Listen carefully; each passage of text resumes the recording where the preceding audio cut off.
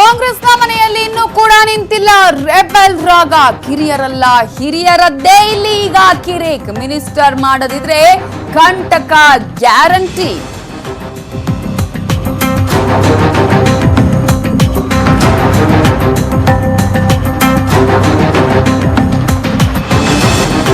ಹಿರಿಯರಿಗೆ ಮಣೆ ಹಾಕದಿದ್ರೆ ಭಿನ್ನಮತ ನಡೆಯುತ್ತೆ. ಇವತ್ತು ರೋಷನ್ ಬೇಗ್, ರಾಮಲಿಂಗಾರೆಡ್ಡಿ, ತಾನ್ವೀರ್ ಸೇಠ್ ಸಭೆಯನ್ನ ಮಾಡ್ತಾರೆ.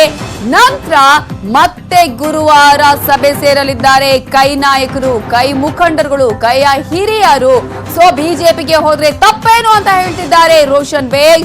ರೆಡ್ಡಿ ಪಾಟೀಲ್ ಕೂಡ ಅಧ್ಯಕ್ಷರ ಮುಂದೆ ಎಚ್ಚರಿಕೆಯನ್ನ ಕೊಟ್ಟಿದ್ದಾರೆ. ಹಿರಿಯರಿಗೆ ಕಿರಿಯರು ಕೂಡ ಸಾಥ್ ಕೊಡುವಂತಹ ಸಾಧ್ಯತೆ ಇದೆ. ಬುಧವಾರ ಕಡೆಗಣಿಸಿದ್ರೆ ರೆಬಲ್ ಗ್ಯಾರಂಟಿ. ಇವತ್ತು ಅಥವಾ ನಾಳೆ ಬೆಂಗಳೂರಿಗೆ ಕೆಸಿ ವೇಣುಗೋಪಾಲ್ ಬರ್ತಾರೆ. ಅತೃಪ್ತ ಕೈ ನಾಯಕರ ಮನವೊಲಿಕೆಗೇನೆ ಕೆಸಿ ವೇಣುಗೋಪಾಲ್ ಇಲ್ಲಿಗೆ ಬಂದು ಆ ಪ್ರಯತ್ನವನ್ನ ಮಾಡ್ತಾರೆ.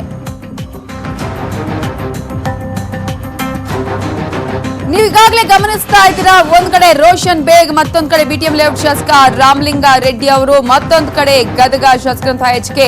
ಪಾಟೀಲ್ ಅವರು, ಮಾಜಿ ಸಚಿವರುಗಳು ರಾಮಲಿಂಗಾರೆಡ್ಡಿ ಹಾಗೆಯೇ ಎಚ್.ಕೆ. ಪಾಟೀಲ್, ಮತ್ತೊಂದು ಕಡೆ ಹಿರೇಕೆರೂರು ಶಾಸಕ ಬಿ.ಸಿ. ಪಾಟೀಲ್, ಚಿಕ್ಕಬಳ್ಳಾಪುರ ಶಾಸಕ ಡಾಕ್ಟರ್ ಕೆ. ಸುಧಾಕರ್, ಬಳ್ಳಾರಿ ಗ್ರಾಮಾಂತರ ಶಾಸಕ ಬಿ. ನಾಗೇಂದ್ರ ಇವರು ಎಲ್ಲರೂ ಕೂಡ ಈಗಾಗಲೇ ರೊಚ್ಚಿಗೆದ್ದಿದ್ದಾರೆ. ಮತ್ತೊಂದು ಕಡೆ ಅತೃಪ್ತರಾಗಿ ಈಗಾಗಲೇ ಗುರುತಿಸಿಕೊಂಡಿದ್ದಾರೆ.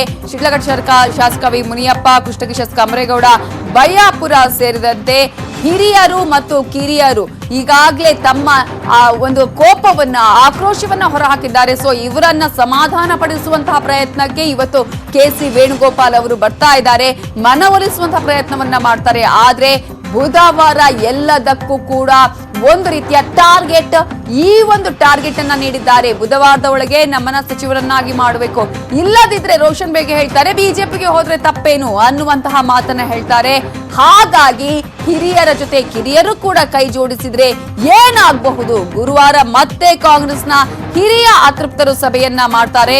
ಇನ್ನೂ ಕೂಡ ಕಾಂಗ್ರೆಸ್ನಲ್ಲಿ ರೆಬೆಲ್ ರಾಗ ನಿಂತಿಲ್ಲ.